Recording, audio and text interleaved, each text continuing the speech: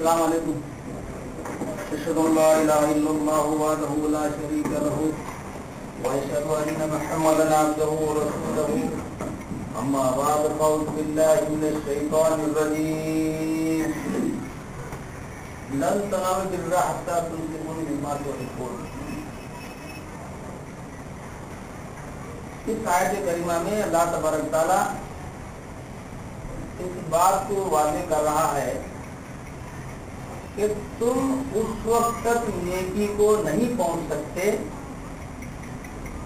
کہ تم اپنی عزیز تر جو چیز ہے وہ اللہ کے لیے قربان نہیں کرتے. اب انسان کے پاس فطری طور پہ کون سی ایسی چیز ہے اس کو پیاری نہیں ہے؟ ہر چیز پیاری ہے انسان کو. انسان دنیا میں پیدا ہونے کے بعد سے لے کے ماں کی غذا جو ہے سینے سے پینے کے لیے بھی ترستا ہے بچہ, وہ بھی اس کے لیے پیاری ہے. جب بڑا ہوتا ہے تو دنیا کی ہر چیز دیکھنا, دنیا پیاری ہے. آگے بڑھتے بڑھتے بیوی, بچے, مال, متاع, دولت, جتنے چیزوں کو نفس جو ہے اس طرف چلے جاتا ہے وہ سب اس کی پیاری چیزیں تھے. تو اللہ تبارک تعالیٰ اپنے خاص بندوں کو منتخب کرنے کے لیے پیاری چیز کون سی چیز طلب کرتا ہے؟ سب سے عزیز تر چیز کیا ہے انسان کے پاس؟ اب آخر میں آ کے انسان یہی کہے گا کہ سر سلامت تو پگڑی ہزار. مطلب کہ جان اگر سلامت ہے تو زندگی باقی ہے. تو انسان کے پاس سب سے بڑی پیاری چیز جان ہے, لیکن اللہ کے پاس اس کی اہمیت نہیں ہے. اس کی اہمیت ہے اللہ کے پاس. اس سے بڑی چیز ہے تو اللہ وہ پیاری چیز وہ میرے واسطے والے کرو ہوگا. وہ کیا ہے؟ وہ ملٹری ایکشن میں جب مسلمانوں کو قتل عام کیا گیا تو اس وقت مسلمانوں کی عورتوں کی عزت آبرو کا لوٹنے کا جو ہے خوف تھا, تو مسلمان عورتیں اپنی عزت کو بچانے کے واسطے جان کو دے دی. دنیا والے کے پاس جان بڑی ہے, پتہ ہے ہمیں ابھی جان بچے تو سب ہوتا بھائی, جان لاکھوں جانے, بلڈنگ جانے, ہے تو نہیں تو سب کچھ جانے, جان بچی تو بہت کچھ کھا سکتے بولتے. لیکن یہ اللہ کے پاس جان بڑی چیز نہیں ہے بلکہ عزت بڑی چیز ہے. اللہ حضرت صاحب اللہ کے پاس کیسے کیسے ہستیاں, کیسے کیسے وجودہ قربانی دے کر آئے. ایک وجود مقدس یہاں آرام فرما رہے ہمارے سامنے مولانا محمود علی قریشی صاحب رحمۃ اللہ علیہ, جو فوج کے کمانڈر تھے. فوج کے جو کمانڈر ہوتے ہیں اگر وہ کہیں کہ دائنے مڑ, پوری فوج ایک ساتھ مڑ جاتی, دائیں مڑ ادھر مڑ جاتی.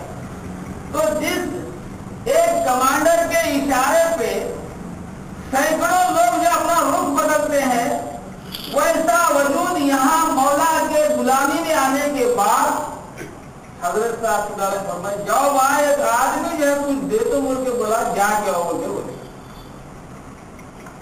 سنے مبلغین سے کچھ گنتی میں آگے پیچھے ہو سکتی بات, 8 مرتبہ چکر لگے گا جوان, 8 مرتبہ. تو 8 مرتبہ چکر لگے تو 8 آنے پر ہی دے رہے وہ صاحب. اب بولو ایک اشارے پہ سینکڑوں لوگ یہاں پر رخ بدلتے, گھر بیٹھے دنیا کی دھرنا آتی تھی, 8 آنے کے بعد سے پھر تو ان کو کتنا یہ کیا عزت ہے بھائی. 8 آنے کے بعد سے پھرنا کیا, اللہ کو جو ہے بندے کی جس عزت سمجھتے نا وہ میرے حوالے کر بولتا. تو بندہ اپنی دنیا کی عزت کو جو ختم کر دیا تو اللہ کی عزت ملتی. لن تنالوا البر حتى تنفقوا مما تحبون.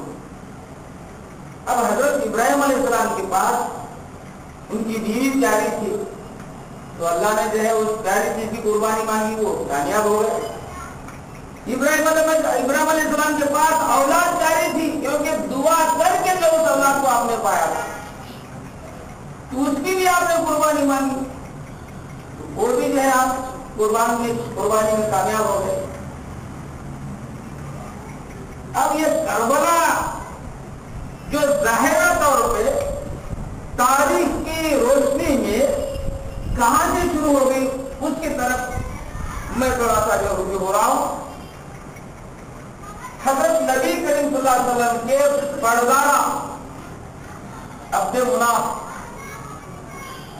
جن کو 2 جڑوے بچے ہوتے ہیں، تو جب یہ دونوں جڑوے بچے پیدا ہو گئے تو اب یہ چلیں گے کیسا، پھریں گے کیسا، کھائیں گے کیسا؟ تو عبد مناف کو احساس ہوا کہ یہ بچیں گے نہیں، تو لہذا ان کو جدا کیا جائے۔ تو ان 2 جڑوے بچے جن کا نام ہے بنو ہاشم بنو امیہ، تو ان دونوں کو جدا کیا گیا۔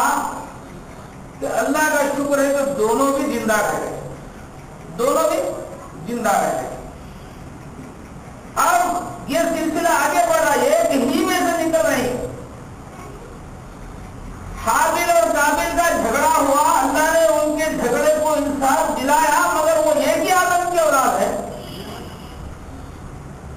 جہاں کربلا کا واقعہ جو گزرتا ہے وہ خاندان کا سلسلے کی حقیقت یہ ہے کہ جڑوے بچے بنو یا بنو ہاشم دونوں جب جڑا ہوتے ہیں اس ایک جسم سے دونوں زندہ باقی رہ جاتے ہیں۔ اب بنو ہاشمی کے سلسلے میں تقریباً سبھی جو ہے نفوس جو لوگ تھے بڑے سمجھدار، بڑے جو اخلاق والے، محبت والے، انسانیت رکھنے والے لوگ تھے۔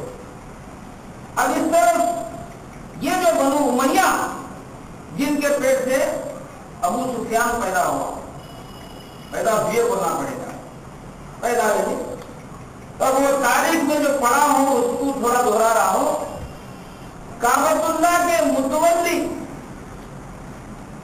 سنسکرت بھاشا میں جن کو پروہت کہا جاتا، پردھان پروہت، اس کعبۃ اللہ میں 360 جو ہے دو سے معمول جو گھر تھا اللہ کا جو کھڑا ہوا، اس کے پردھان پروہت حضرت جو ہے عبد المطلب، حضرت نبی کریم صلی اللہ علیہ وسلم کے دادا۔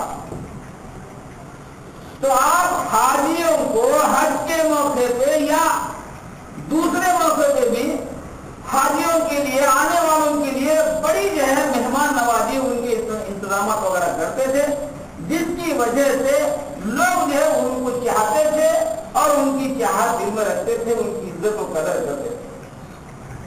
ادھر اس طرح وہ بات نہیں تھی۔ تو لازمی ہے بات، ایک ہی خاندان کے دو خاندان ہونے کے باوجود بھی ایک خاندان اپنے اخلاق، اپنے کردار، اپنی انسانیت، اپنی خدمت جب پیش کرتے ہیں تو انسان کی فطرت ہے کہ اس طرف جو ہے وہ رجوع ہو جاتا ہے، مائل ہو جاتا ہے۔ اور یہ اس طرح نہیں ہے۔ تب وہ سلسلہ آگے بڑھتے کہ جب حضرت وہ جو ہے امیہ جس کا نام ہے، وہاں کے لوگوں نے ان کو کعبے سے باہر کر دیا، کعبۃ اللہ سے ان کو نکالا گیا۔ اب نکالنے کے بعد کیا حال ہوگا اس کا؟ تاریخ کے جملے دہرا رہا ہوں کہ دل جلا ہوا ہے، آگ ببولا ہوا ہے، دانت پیستے ہوئے کعبے سے نکل کے باہر چلے جاتا۔ باہر جا کے چپ رہتا، اب انہیں اندر والے کون باہر کرے اس کے بارے میں دانت پیستے رہتا ہے، کیا کیا کرتے رہتا ہے، کیا کیا تیاری کر لیا اور کچھ اس کا چلا نہیں۔ تو جب حضرت نبی کریم صلی اللہ علیہ وسلم جن کے بارے میں یعنی آپ نبی کریم صلی اللہ علیہ وسلم کے نکاح میں آنے والی جو نیک خاتون ام المومنین حضرت حسین کبریٰ رضی اللہ تعالیٰ عنہ، شوہر 2 پہلے گزر چکے ہیں، بڑے نیک اور شریف خاندان کے آپ، تو بیوہ ہونے کے بعد وہاں کے کئی لوگ اپنے پیغام ان کے لیے بھیجے، لیکن انہوں نے قبول نہیں کیا۔ اور ان کے والد بزرگ بھی بڑے اچھے نیک متقی تھے، اب وہ سرمایہ دار بھی ہیں، تو کچھ ایک عرصہ ایسا گزرتا ہے کہ آپ اب بجائے